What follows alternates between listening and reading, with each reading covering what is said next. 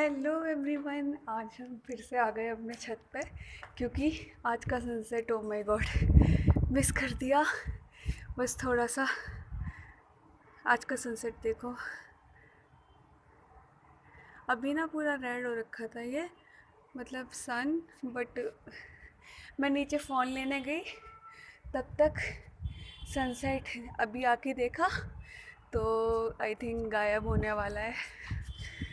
Flower कितने प्यारे लग रहे हैं, देखो कितना क्लियर दिख रहा है। और आज का मौसम इतना सुंदर है, इतना ब्यूटीफुल है। प्लेन जा रहा है।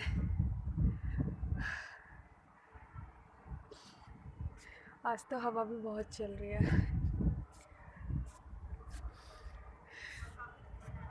अब मैं जब भी आऊँगी फ़ोन, देखो जा रहा है नीचे।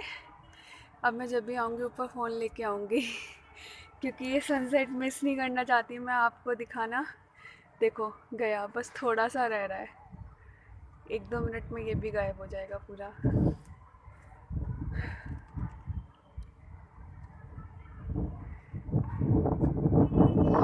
थोड़ा सा गायब हो गया, थोड़ा सा है, बहुत थोड़ा रह रहा है।